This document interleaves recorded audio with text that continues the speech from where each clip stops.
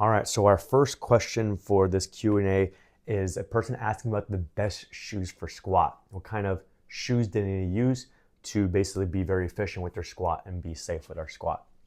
So there's basically two different groups. We have flat shoes and heeled shoes.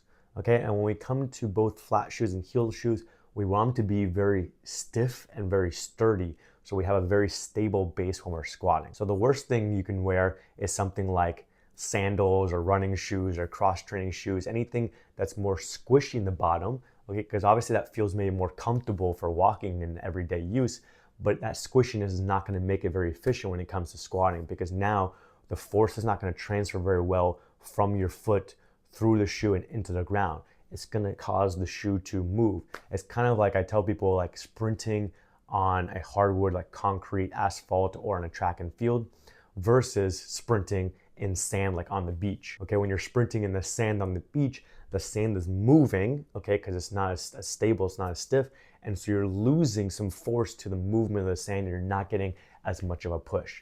If you're on a track and field on a hard floor, then the floor is not moving and you're able to push in the ground and transfer that full force into the ground into moving you forward. So whether you're using a flat shoe or a heeled shoe, you want something that's very stiff, that's very hard, allows you to transfer force very well into the ground. Whether you go with the heeled or the flat shoe just depends on you. So some people like one versus the other. Some people feel more grounded with a flat shoe. Some people feel like the raised heel gives them more range of motion at the ankle so they can get down to depth more easily and be more upright. So it just depends on the person and their needs. So for you, if you're getting into lifting, you may be using a flat shoe already, or you may be using no shoes and going barefoot. And so you kind of have a test already of what it feels like to lift barefoot or with like a flat shoe, like a Chuck Taylor or something like that. If you want to test out a heeled shoe, you can see if like someone at the gym has a heeled shoe that's the same shoe size as you that you can try out. Or what you can try is putting something underneath your heel.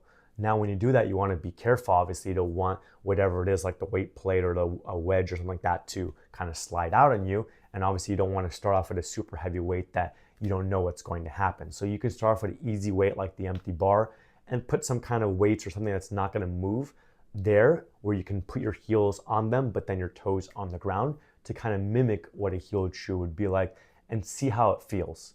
Okay, you can even have someone hold the weights or whatever for you as well. So then you can see with just your body weight or an empty bar, how does it feel? Does it feel any better or worse? Does it feel easier to get down to depth?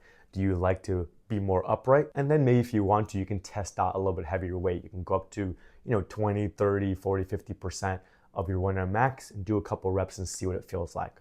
Again, you don't want to jump straight to like 80, 90, 100% because you may not be used to it. You don't know what's going to happen. It's not as a stable situation. But that can give you an idea of what it's like to have a heeled shoe and see how it feels. And then it may be something worth investing in if you want to go complete to the heeled shoe. All right, our second question, continuing on the squat, is the best knee sleeves for squat. So we went over the best shoes or which shoes to go with. Well, what type of knee sleeve should we go with? Well, first you have to decide or figure out whether you actually need knee sleeves, okay?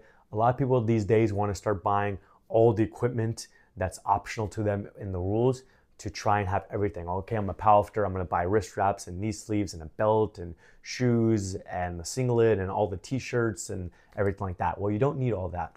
If you are just training in the gym, you just need a t-shirt and shorts and some shoes, okay? If you're competing, then you just need a singlet, okay, and long socks for deadlift. But you don't need a belt, you don't need knee sleeves, you don't need wrist wraps for competition, and you certainly don't need them for just training in the gym as well. If your knees are already healthy, you don't have any knee issues, if you're new to training, if you're a younger age, if you're a teenager in your 20s and you have had no injuries before and have no issue with your knees, then you may not need knee sleeves, okay? Part of the reason for knee sleeves is to have support for people who have knee issues and to provide warmth for people who have maybe knee issues. So if someone maybe has previous injuries from another sport or from like a car accident or just overuse from age and they have maybe less cartilage in the knees, maybe they have tendonitis issues, those kind of things, then they may feel like they need the support of a knee sleeve to kind of help them when it comes to the squat. But if you have no issues, then you don't need knee sleeves. You can just squat like normal. If you want to go with knee sleeves, whether you have issues or you want to get them anyways, then obviously you want to look into whatever federation you compete in to see what knee sleeves are allowed, what the technical requirements are, so that if you're selecting from a group of knee sleeves, you know you can actually use them in competition. So for example, if you're in the IPF, you want to look at the IPF approval list and pick a sleeve that's on the IPF approval list so that you can actually use it at all levels of IPF competition. Then we have the different types of sleeves, and everyone gravitates towards these tight knee sleeves, these very stiff, and sizing down and getting them as tight as possible when it comes to knee sleeve. Personally, I disagree with that. I don't think the stiff knee sleeves add anything. I think it becomes more of an issue too, that the stiff knee sleeves tend to rip more easily, so they only may last a few months depending on how many times a week you're training, and then you may have some kind of catastrophic tear to them. Whereas if you use more of a normal knee sleeve, they may last you 1, 2, or even more years. So you're going to get more bang for your buck that way. The other thing with the stiff knee sleeves and sizing down is not only do they not add anything, but then you're wasting more energy and really struggling, really fighting every session or in the competition to yank these stiff sleeves on. And then once you're done with squatting and you're all sweaty and maybe you're more pumped up, trying to yank these things off. And if you're in a competition, it's a fast competition, you need to be warming up bench press, and you're still trying to get your stiff sleeves off, then it's causing more stress and wasting energy and taking away from your warm up for bench press. So personally, I'm against that. So I wouldn't go with a stiff sleeve. I would just go with a regular sleeve that's supportive and just provides warmth for your knees. And I wouldn't size down either. I would measure properly your calf and your knee joint and then go to their sizing chart and see what size matches your standards measurements. So not sizing 1 or 2 sizes down to try and get an extra kilo or 2 or whatever out of your squat when it's not going to add anything. Get the appropriate size so it's much more easy to get on and off and not cause you any problems. Our next question is the best grip width for bench press. So how do we find out what, based on our limb lengths and our strengths and everything like that, what grip width to use? So there's no right answer for this. It kind of depends on the person. It depends on a number of factors, and you may need to test different things out. But a good starting point is, if you're new to powerlifting or you're new to bench press, is to grab an empty barbell and bring it down to your chest in the bottom position and see where you can grip the bar, where you're going to get more of a vertical forearm in the bottom position. So if we go too narrow, okay, we may be bent in this way, we may be bent in this way, and if we go too wide, we may be angled outwards.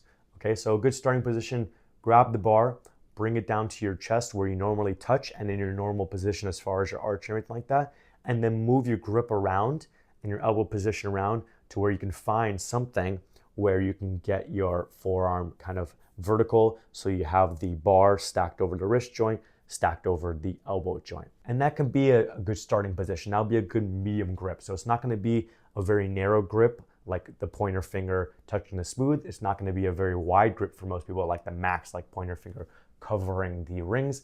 It'll be somewhere in the middle, maybe like the ring finger on the rings or somewhere around there. So that can be a good starting position if you've never done bench press, or if you've done bench press and maybe you just kind of grab the bar wherever, or maybe someone, just friend told you to use more of a closer grip to maybe target the triceps more and not hurt your chest or whatever.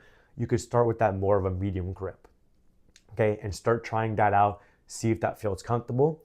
And over time, you can test out going wider. So for most people, they can benefit from going wider because the wider grip will shorten the range of motion, and the wider grip will let you use your pecs more. For most people, the pecs are going to be bigger and stronger rather than using a more narrow grip and using more of the triceps. So you can start with that moderate grip, and then maybe after a few weeks of doing that moderate grip, you can maybe move one finger out. So if you were like pinky finger on the ring, you can switch to ring finger on the ring and try out the ring finger on the ring for some weeks or some months and see how that feels. Then you can try going out a little bit wider, go middle finger on the ring and try that out and see how things feel. You want to spend some time with each grip because the first time you do it, it may feel awkward, so you may not feel strong, and you don't want to give up on it and just go back to your regular grip. You want to spend a number of sessions, okay, that's what I'm saying, spend some weeks or even some months using that grip so you get comfortable with it. Once you get comfortable with it, then you can see what your actual strength is on it and see whether it causes any pain, see if it feels like it's a shorter range of motion, see if it feels stronger in that position. And then once you got comfortable with that, then you can test out a little bit wider, spend some months doing that one and see how it feels. And then you can go all the way out to the max grip and see if that feels best for you, or if anywhere along the way it just feels like it's maybe too much stress on your shoulders or you don't feel stronger, then you can bring it back in. For people who use more of a big arch, okay, and are trying to reduce the range of motion and everything like that, then you may want to use a max grip or the index finger on the ring. If you're someone who is a bigger athlete and you feel like your arms, your triceps are stronger and you get more shoulder pain going out wider, then you may want to use more of that moderate grip. Our next question is regarding the deadlift, and it's the best stance width for deadlift. So we were going over the best grip width on bench press. Now, what's the best stance width for deadlift? Should we go with a conventional pull or should we go with a sumo pull?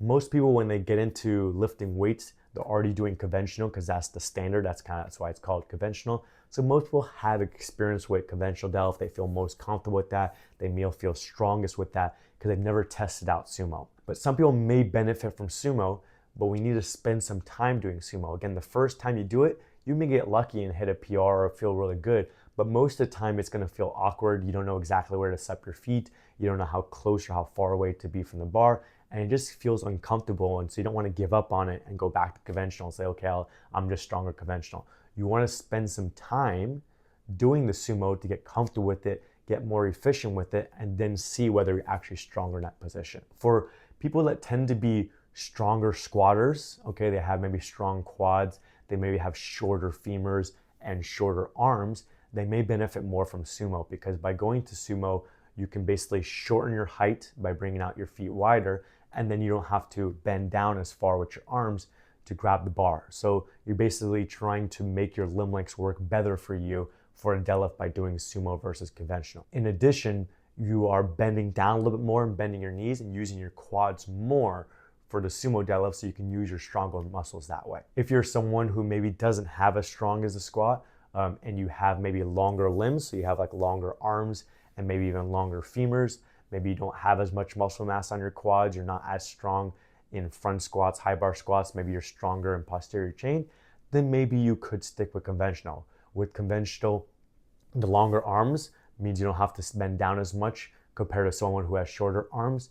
And then with the conventional, you're gonna have slightly higher hip position, use some more of your posterior chain, a little bit less of your quads, and so you may feel stronger in that position. But there are some people that do have longer limbs and don't have as strong as a squat and have as strong as quads that do benefit from sumo as well. So even if you do have longer limb lengths, you may be strong in both positions, and then you have to test out both again to see which one you are stronger at. So again, either way, it's important for you to test out. So if you've been doing lots of conventional already over the years, it may be beneficial to switch one of your deadlift days to sumo, or if you're only doing one time a day, one time a week, then do sumo for a number of weeks or even a number of months and see how it feels. See if the technique feels more and more comfortable the more you do it. See if you feel stronger the more you do it, and see whether you're making progress in the sumo and want to stick with it, or if you're not making progress and you want to switch back to conventional. And our fifth question, continuing on with deadlift, is pulling the slack out on deadlift. What does that mean and how do you do that? So a lot of people struggle with this. They're not sure when people talk about pulling out the slack of the bar, what does that mean? So when we have a barbell, okay, the barbell is gonna move a little bit inside of the collars at the sleeves at the end. So there is some movement in there. So if you don't pull the slack out of the bar, so this is the end of the bar and then this is where you're grabbing, and then you start your deadlift, that bar is gonna move first inside of that sleeve, and then everything is gonna go together. And if you yank that bar, then that bar is gonna get yanked really fast into that point, and then once it hit that point, it needs to move the weights on the sleeve, then that's when the bar may stop and may throw you out of position. So, and what we wanna do instead is pull that slack out beforehand. So when we're setting up, okay, we're getting our feet set, we're going down, we're grabbing the bar, we're bracing, we wanna pull a little bit up and pull that tension out of the bar so that the bar hits the end, top end here of the sleeve. And then once it's hit that top end, you can even probably pull a little bit more depending on the weight and how strong you are, and get a little bend out of the bar as well and get yourself into a higher starting position. So we move this inside of the bar to the top. We've tried to bend the bar as well to get the bar as high as possible. And then once everything is tight and everything is one unit, then we pull and everything comes up together. So this way we don't get thrown out of position. We have a much tighter setup and a much more efficient pull. You can oftentimes hear this as well. So if you're listening to your deadlifts or if you're recording it and listening back, if you don't have the slack pulled, when the bar hits the top, you'll hear a clicking sound.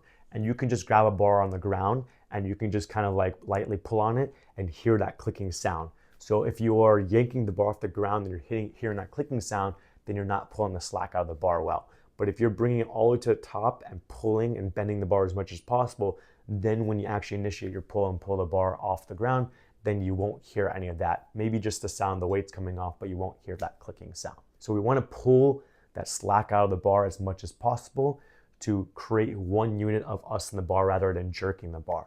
The example I tell people is kind of like if your car runs out of gas on the side of the road, and let's say you need to push it out of the side of the road or to the gas station. You're not gonna go and stand 10, 20 feet behind your car and just run full speed and try and just like hit your car and push it forward. That's the same thing of kind of like having no tension in the bar and just trying to yank it and try and pull, 200, 300, 400 kilos, whatever the weight is that you're doing. Instead, what you're doing with the car is you're going to go stand behind the bumper of the car. You're gonna push your hands to the back of the car, maybe even your shoulder as well. You're gonna dig your feet into the ground at an angle, so you're tight and dug into the ground as hard as possible, and then you're slowly gonna push, okay, and start build that momentum and getting that car moving. So the same thing here. We wanna pull the slack out of that bar, pull the bar and bend it as much as possible and get as much tension of our feet into the ground, and we're wedged in there between the bar and the ground, and then we'll initiate our pull and move everything as one unit rather than trying to run into it. And if you want to learn more about pulling the slack out of the deadlift and see some examples, then you can watch this video next.